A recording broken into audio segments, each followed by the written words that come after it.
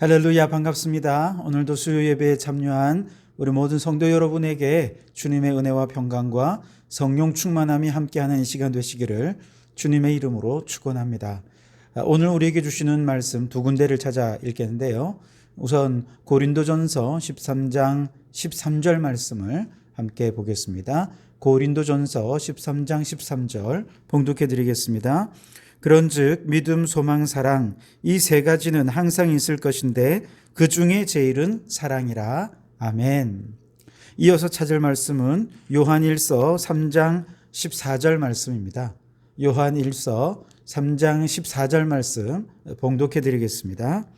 우리는 형제를 사랑함으로 사망에서 옮겨 생명으로 들어간 줄을 알거니와 사랑하지 아니하는 자는 사망에 머물러 있느니라. 아멘.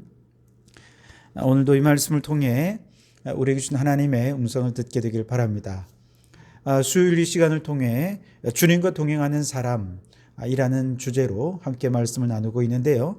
오늘은 20번째 시간으로 사랑 가운데 주님과 동행하라라고 하는 제목으로 함께 은혜를 나누고자 합니다. 자, 지금까지 내용을 간단히 좀 정리를 해보면 주님과 동행하는 사람은 십자가의 능력을 믿는 사람입니다.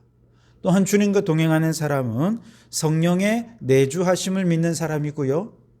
그리고 세 번째로 주님과 동행하는 사람은 내 안에 계신 성령님과 교제하기 위해서 끊임없이 기도하는 사람, 바로 이 사람이 주님과 동행하는 사람이죠.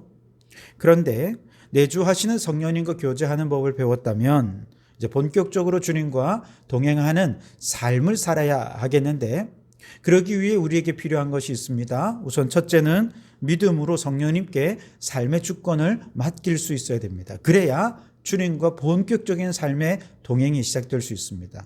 두 번째는 천국을 소망하는 마음을 가지고 오늘의 고난을 이길 수 있어야 하는 것이죠. 이것이 주님과 동행하는 삶의 능력이 되는 것입니다.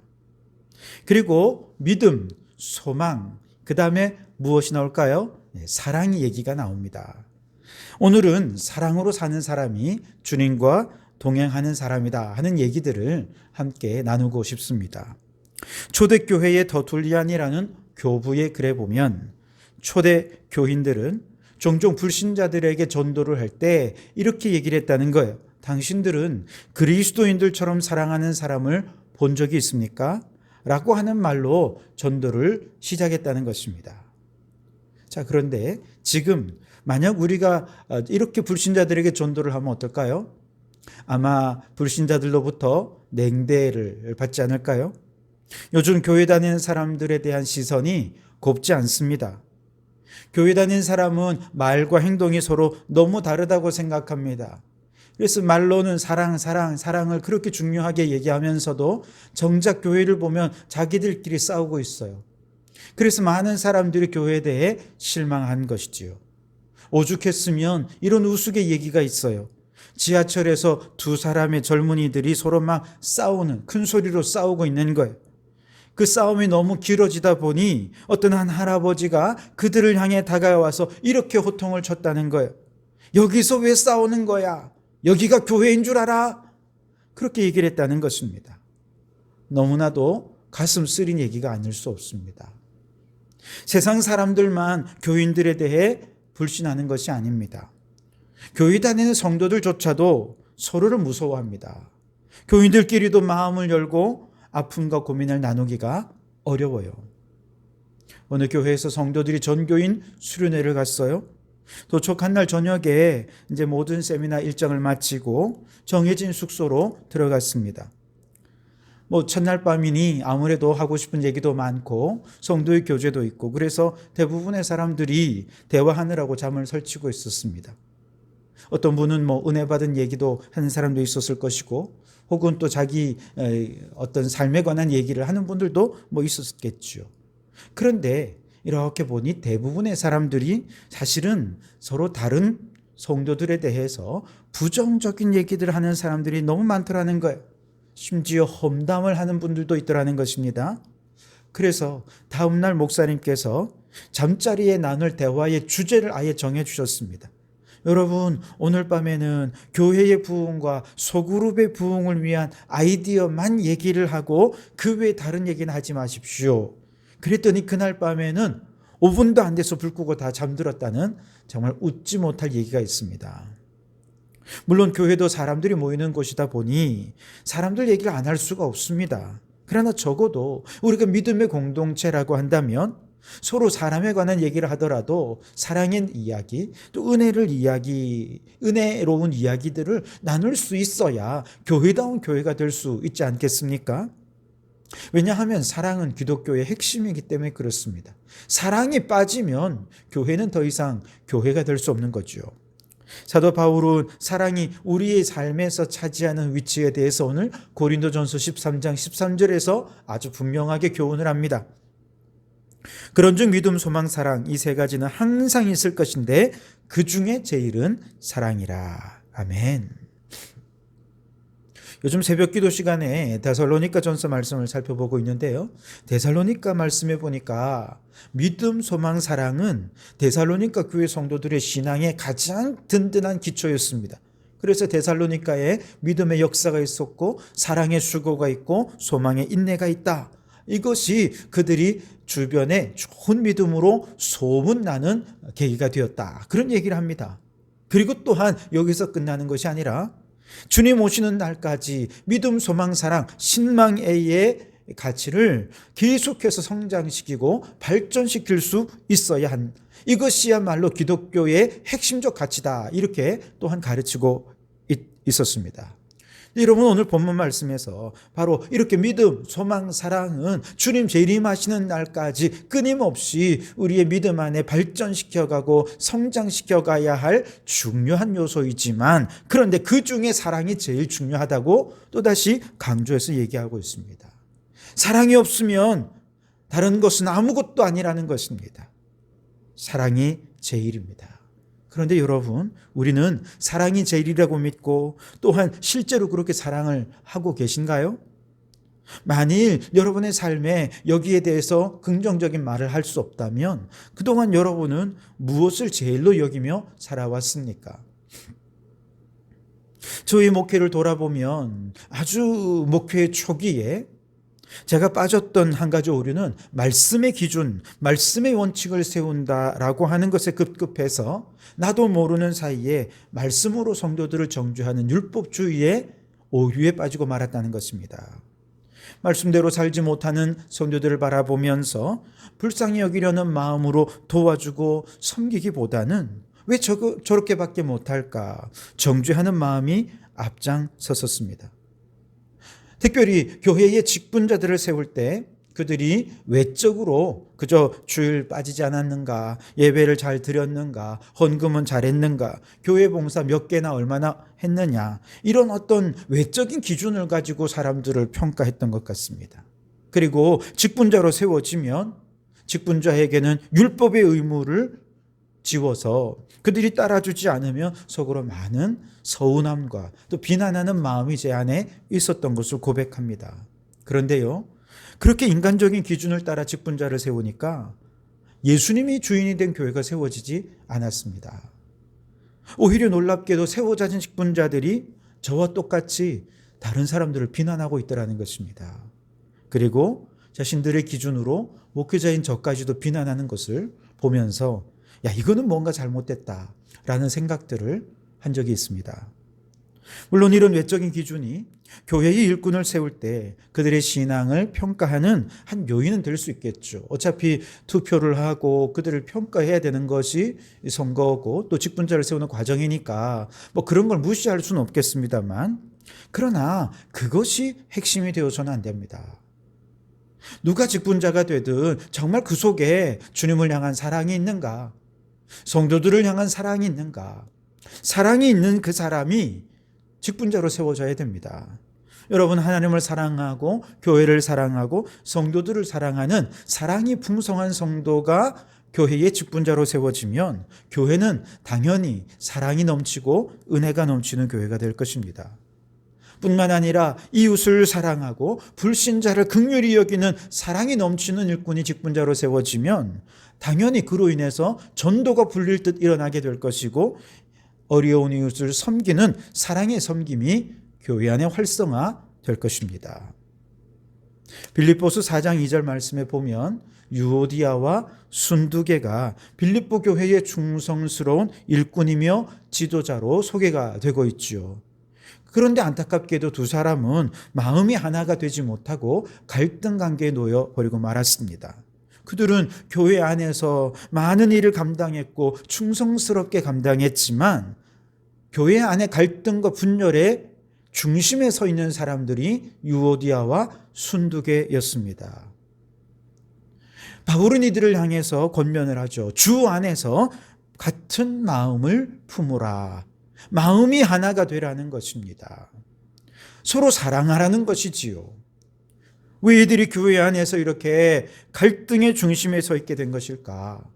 정확한 이유는 성경에 기록되지 않아 알 수 없지만 분명한 것 두 가지가 있어요. 우선 첫째는 그들은 누구보다 교회를 사랑했고 교회를 위해 일하는 사람이었기 때문에 교회의 지도자가 될 수 있었다는 것입니다. 그건 무시할 수가 없어요. 그런데 두 번째가 중요한데 정말로 중요한 한 가지가 그들에게 빠져 있었다는 것입니다. 바로 사랑이 빠져 있었다는 것이죠.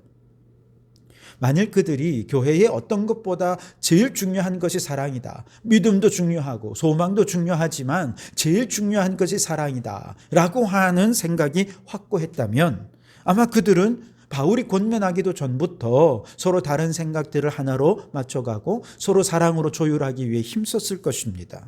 그런데 안타깝게도 그들에게는 사랑보다 더 중요한 가치가 있었기에 갈등 관계에 빠지고 말았던 것이지요. 보통 이런 경우에 서로 갈등에 빠지는 경우 사랑보다 더 우선시하는 것이 공의일 경우가 많습니다. 실제로 에베소 교회의 사례를 보더라도 이단이 너무 많이 공격하니까 그 이단에 대해서 너무 잘 대처한 교회가 에베소 교회였거든요. 그런데 안타깝게도 이단에 대해 공의의 기준을 세우는데 급급하다 보니 그만 첫사랑을 잃어버리고 말았습니다.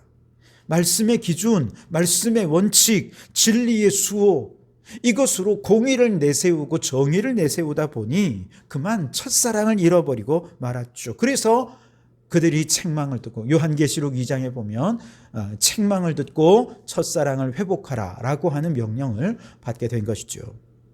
에베소 교회뿐만 아니라 오늘날에도 많은 교회들이 교회 안에 서로 갈등하는 것을 보면 대부분이 바로 이렇게 공의를 세우려 하다가 그렇습니다.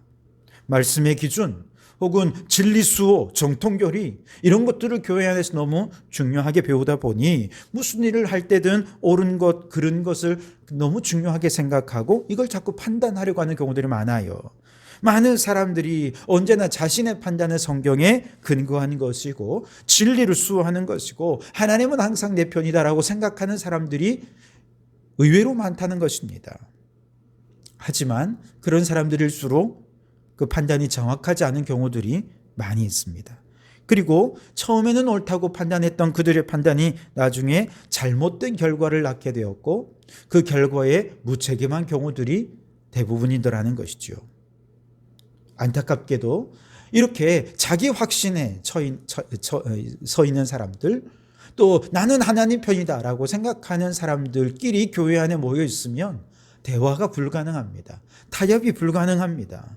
그렇게 되면 인간관계가 깨어지고 갈등할 수밖에 없고 공동체는 분열에 빠질 수밖에 없게 되는 것이지요. 이처럼 우리는 교회를 다니다 보면 말씀에 대한 지식을 너무 중요하게 생각하기 때문에 분별력은 강해지고 공의를 세우는 건 강해지지만 그러나 사랑이 없기 때문에 어려움에 처하는 경우들이 많이 있는 것을 보게 됩니다. 여러분 유대 바리새인들은 율법에 관해서는 전문가가 아니었습니까? 그들은 율법에 따라 옳고 그른 것을 판단해서 죄 지은 사람들은 가차없이 정죄했습니다. 그들의 율법에 대한 지식은 사람을 죽이는 무기와도 같았어요. 결국 사랑 없는 율법의 무기로 하나님의 아들 예수 그리스도를 십자가에 못 박는 최악의 죄악을 범하였고 구원의 반열에서 그만 그들이 제외되어 버리고 만 것 아니겠습니까?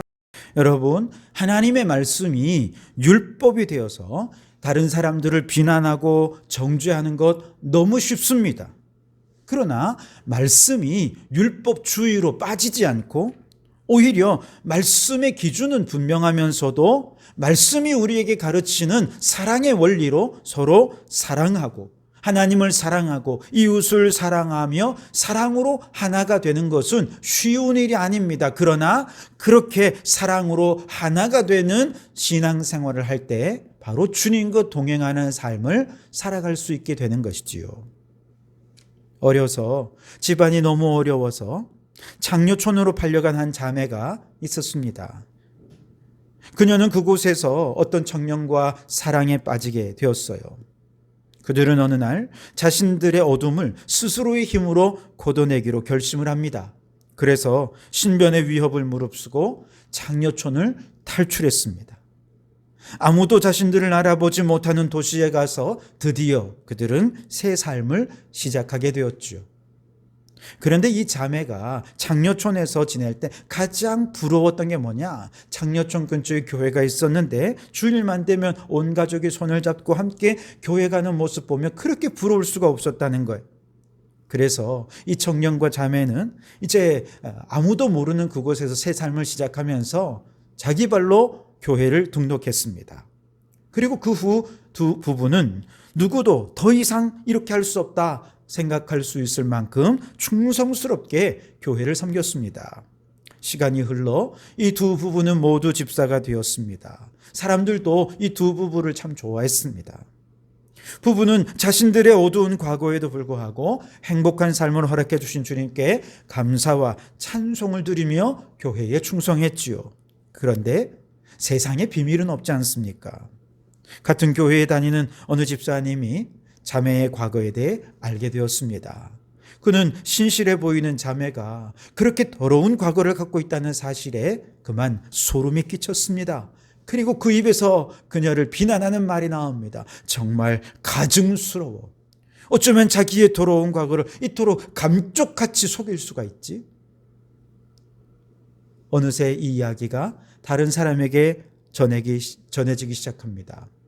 그렇게 퍼져나간 귓속말은 그들 부부만 모르는 공공연한 비밀이 되어 있었습니다. 언제부터인가 이들 부부는 교인들의 태도가 달라졌음을 느끼기 시작합니다.